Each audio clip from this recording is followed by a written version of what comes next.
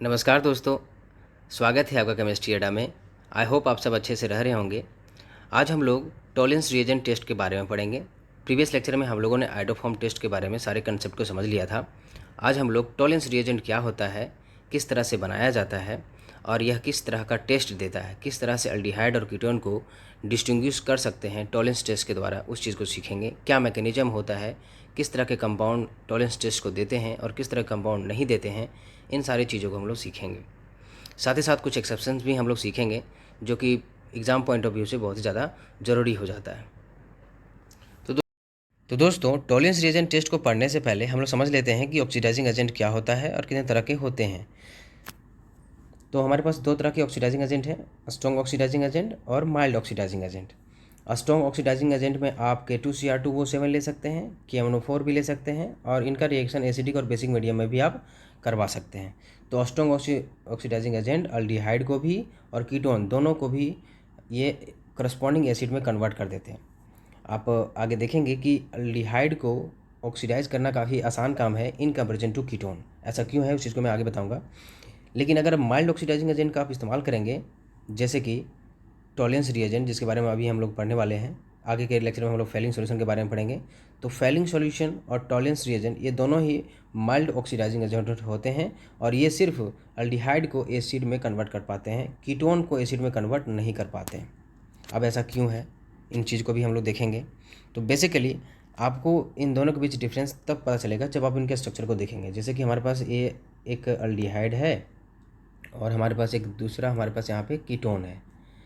तो हमें अल्डिहाइड का ऑक्सीडेशन कराना है और कीटोन का भी ऑक्सीडेशन कराना है। अब दोनों ही केसेस में हमें पता करना है कि किस में आसानी से ऑक्सीडेशन हो पाएगा। तो सबसे पहले इसकी बात करते हैं अल्डिहाइड की। अल्डिहाइड में हमें CH बॉन्ड को तोड़ करके C इसको ऑक्सीडाइज कराना है, मतलब हमें C डबल बॉन्ड OH लगाना है। मतलब इस CH बॉन्ड को तोड़ के हम लोगों ने COH लगाया है। CH बॉन्ड को यहाँ तोड़ना पड़ रहा है अल्डिहाइड में। लेकिन अगर हमें कीटोन को ऑक्सीडाइज करना है, मतलब कीटोन को हमें एसिड में कन्वर्ट करना है, तो हमें CC बॉन्ड को तोड़ना पड़ेगा। CC बॉन्ड यानी कार्बन कार्बन बॉन्ड को तोड़ना काफ़ी मुश्किल काम है in comparison to CH bond को। तो पहला रीज़न ये हो गया। दूसरा रीज़न आप देख सकते हैं रिएक्टिविटी को लेकर के। जैसे हमारे पास C डबल बॉन्ड OH और यहाँ पे हमारे पास R है और एक हमारे पास कीटोन है C double bond O and R। इसमें आप देखेंगे कि चूँकि कार्बन ऑक्सीजन के बीच में इलेक्ट्रोनेगेटिविटी का डिफरेंस है, तो यहाँ पे ऑक्सीजन इस बॉन्ड पेयर के इलेक्ट्रॉन को अपनी तरफ खींचेगा, जिसकी वजह से डेल्टा नेगेटिव चार्ज यहाँ पे आएगा और डेल्टा पॉजिटिव चार्ज यहाँ आएगा। उसी तरह से यहाँ पर भी डेल्टा नेगेटिव और डेल्टा पॉजिटिव आएगा। अब जो जितना ज़्यादा चार्ज होगा, मतलब जितना ज़्यादा लोकलाइज चार्ज होगी, या यूँ कह लें कि जितना ज़्यादा चार्ज डेंसिटी किसी कार्बन पे होगा, वो उतना ज़्यादा रिएक्टिविटी को शो करेगा।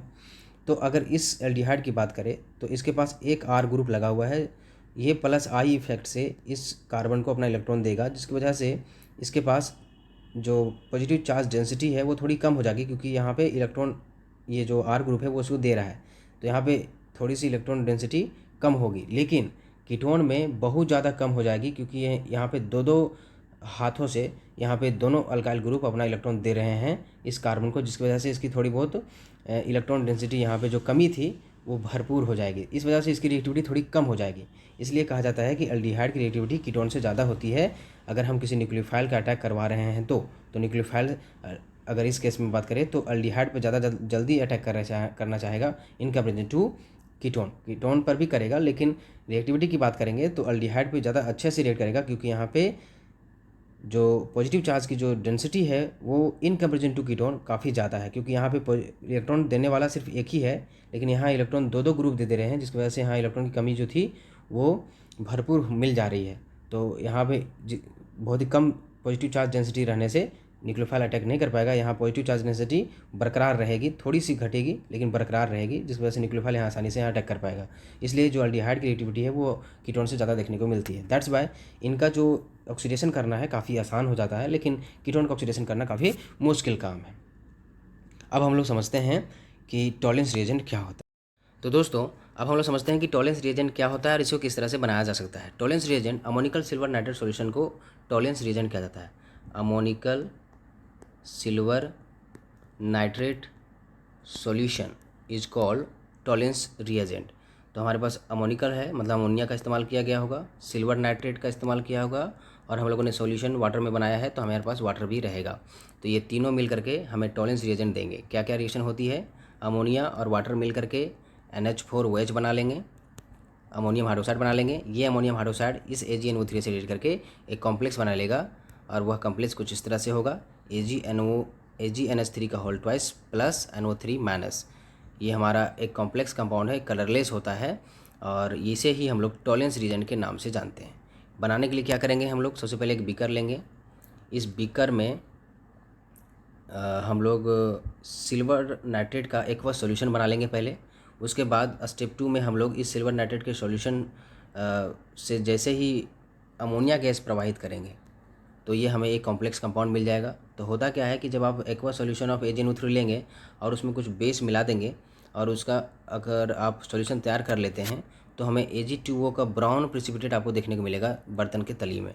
जैसे ही आप अमोनिया गैस ऊपर से डालेंगे तो ये Ag2O अमोनिया से रिएक्ट करके फिर हमें एक कॉम्प्लेक्स कंपाउंड दे देता है जो कि कलरलेस होता है, और इसे ही हम लोग फिर फाइनली टॉलेंस रिएजेंट के रूप में इस्तेमाल करते हैं। यहाँ पे गौर करनी है कि हम जब टॉलेंस रिएजेंट का इस्तेमाल करते हैं तो हमें एक फ्रेशली प्रिपेयर्ड टॉलेंस रिएजेंट की ज़रूरत पड़ती है। ऐसा क्यों, उस चीज़ को आगे हम लोग देखते हैं।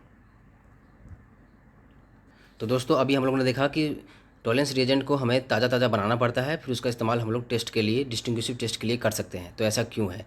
तो बेसिकली होता क्या है कि जब आप टॉलेंस रिएजेंट बना रहे होंगे तो उसकी सेल्फ लाइफ काफ़ी कम होती है। सेल्फ लाइफ कहने का मतलब हुआ कि एक ऐसा टाइम पीरियड जिस टाइम पीरियड के अंदर वह यूजेबल है, मतलब उसका यूज कर सकते हैं, और उसका इफ़ेक्टिवनेस काफ़ी ज़्यादा होगा। बाद में आप अगर उस का इस्तेमाल करेंगे तो मे बी कि वो उतना ज़्यादा इफेक्टिव ना हो और यूजेबल ना हो। इसलिए चूँकि टॉलेंस रिएजेंट का सेल्फ लाइफ काफ़ी कम होता है, इसलिए उसका हम लोग को लेबोरेटरी में ताज़ा ताज़ा बना करके इस्तेमाल करना पड़ेगा। किस तरह से हम लोगों ने उसको बनाया, आपने देखा कि किस तरह से हम लोगों ने किया कि हम लोगों ने AgNO3 लिया, उसका एक्वस सॉल्यूशन बनाया, उसमें एक बेस डाल दिया, उसका रिएक्शन कराया, तो हम लोगों को Ag2O का ब्राउन प्रेसिपिटेट मिला। इस ब्राउन प्रेसिपिटेट में अमोनिया गैस फिर बाद में हम लोगों ने डाला, ऊपर से ब्लो करवाया, तो हमें एक टॉलेंस रिएजेंट का कॉम्प्लेक्स कंपाउंड हमें मिल गया। तो इस तरह से फ्रेशली प्रिपेयर कर लेंगे और काफ़ी कम समय में उसे ताज़ा रूप से बना करके फिर उसका इस्तेमाल हम लोग डिस्टिंग्विश करने के लिए कर सकते हैं। तो दोस्तों अब हम लोग समझते हैं कि टॉलेंस रिएजेंट का इस्तेमाल करके किस तरह से अल्डिहाइड कीटोन में डिस्टिंग्विश कर सकते हैं। तो हमारे पास एक बीकर होगी, उस बीकर में हम लोग टॉलेंस रिएजेंट ले रखे होंगे पहले से ही। ये हमारा टॉलेंस रिएजेंट है और उसको बेसिक मीडियम में हम लोगों ने लिया है, NaOH इसमें मिला के रखा है। और ऊपर से जब हम लोग अल्डिहाइड डाल लेते हैं R≡OH, तो देखा गया कि यह अल्डिहाइड जो है वो एसिड में कन्वर्ट हो गया, और जो हमारे पास अमोनिकल सिल्वर नाइट्रेट में जो Ag+ था, Ag+ जो हमारे पास था वो रिड्यूस होकर के Ag में कन्वर्ट हो गया। तो यहाँ पे चूँकि रिडक्शन का काम हो रहा है, मतलब Ag++1 ऑक्सीडेशन स्टेट से +0 ऑक्सीडेशन स्टेट में आ रहा है, मतलब यहाँ पे रिडक्शन का काम हो रहा है। और चूँकि अल्डिहाइड में एक ऑक्सीजन ऐड हो रहा है यहाँ पे, तो यहाँ पे इसका ऑक्सीडेशन हो रहा है। तो अल्डिहाइड का ऑक्सीडेशन एसिड में हो गया और Ag+ का रिडक्शन Ag में हो गया। तो ये चूँकि मेटल है, सिल्वर मेटल है, काफ़ी चमकदार होता है। तो ये आप पाएंगे कि इसका जो सरफेस है बीकर का, उस सरफेस के चारों तरफ सिल्वर डिपॉजिट हो जाता है। सिल्वर डिपॉजिट होने से क्या होता है, ये बीकर एक मिरर की तरह काम करने लगेगा, और इस वजह से टॉलेंस रिएजेंट का जो टेस्ट है, जैसे टॉलेंस टेस्ट कहते हैं, उसे हम लोग सिल्वर मिरर टेस्ट के रूप में भी जानते हैं। यानी कि अगर सिल्वर मिरर टेस्ट कहा जाए या टॉलेंस टेस्ट कहा जाए, दोनों एक ही मतलब है, या फिर टॉलेंस रिएजेंट टेस्ट कहा जाए, तीनों का मतलब एक ही होता है। तो अल्डिहाइड का क्या देख रहे हैं हम लोग कि यहाँ पे ऑक्सीडेशन हो रहा है और सिल्वर प्लस जो है वो कन्वर्ट होकर के Ag में कन्वर्ट हो जाता है। साथ में आपको कुछ अमोनिया गैस भी देखने को मिलेगी और वाटर भी देखने को मिलेगा। तो इस तरह से यह मैकेनिज़्म होती है। आपने इस चीज़ को देखा, और कुछ इस तरह का आपको बीकर के सरफेस के चारों तरफ सिल्वर का डिपोजिशन देखने को मिलेगा। तो आप इस पिक्चर में देख सकते हैं कि ये वाला पिक्चर टॉलेंस रिएजेंट टेस्ट को दिखा रहा है, जिसमें अल्डिहाइड जो है ये रिएक्शन दे रहे हैं। आप देख सकते हैं कि बीकर के चारों तरफ सिल्वर कलर का आपको डिपोजिशन देखने को मिल रहा है, जैसे बीकर जो है वो सिल्वरी मिरर जैसे दिख रही है। लेकिन ये हमारा कीटोन या फिर वैसे कंपाउंड्स हो सकते हैं जो सिल्वर मिरर टेस्ट नहीं दिए हैं, जिसकी वजह से यहाँ पे नेगेटिव टेस्ट देखने को मिल रहा है। जैसे कीटोन की बात करें R≡OR, अगर इसका हम रिएक्शन टॉलेंस रिएक्शन से करवा देते हैं तो हमें किसी तरह का सिल्वर का प्रेसिपिटेट या डिपोजिशन देखने को नहीं मिलता है, मतलब सिल्वर मिरर टेस्ट हमें देखने को नहीं मिलता है। तो क्यों नहीं मिलता है, आगे इस चीज़ को हम लोग देखते हैं। तो बेसिकली अगर हम इस एल्डिहाइड के जगह पे कोई कीटोन ले ले R C double bond O R, तो अभी हम लोगों ने देखा कि इस सी सी बॉन्ड को तोड़ना काफ़ी मुश्किल काम होता है और साथ ही साथ इसकी रिएक्टिविटी भी काफ़ी कम है। इस वजह से, और दूसरी बात की टॉलेंस रीजन हमारा क्या है, एक माइल्ड ऑक्सीडाइजिंग एजेंट है, एक विगरस कंडीशन प्रोवाइड नहीं करा पाता है यह।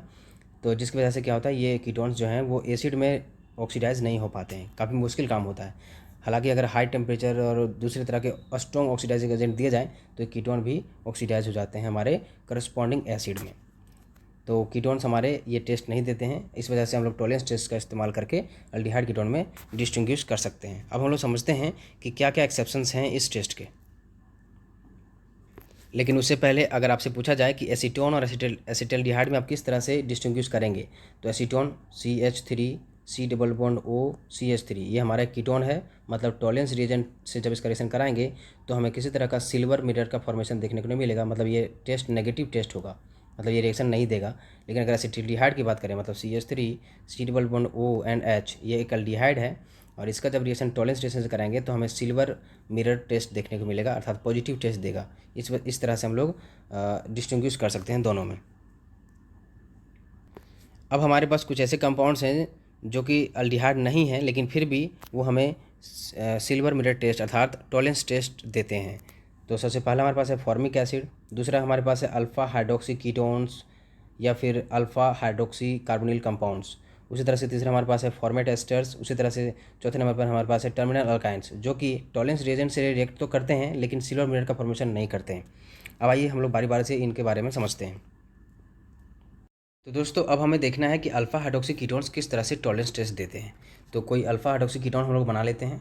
ये हमारे पास कोई मान लेते हैं कीटोन है और इसके अल्फ़ा पोजीशन पे हमारे पास एक हाइड्रोक्सी ग्रुप लगा है। अल्फ़ा पोजीशन पे हाइड्रोक्सी ग्रुप लगा है, इसलिए इसका नाम अल्फ़ा हाइड्रोक्सी कीटोन पड़ा है। इस कीटोन के जगह पे आप कोई एसिड भी इस्तेमाल कर सकते हैं या फिर कोई एस्टर भी इस्तेमाल कर सकते हैं या फिर कोई अल्काइल ग्रुप भी ले सकते हैं। तो अल्काइल यानी कि कोई कीटोन हो, चाहे एसिड हो चाहे एस्टर हो, तीनों ही हमारे क्या देंगे, पॉजिटिव टॉलेंस टेस्ट दे सकते हैं। किस वजह से दे पाते हैं उस चीज़ को हम लोग समझते हैं।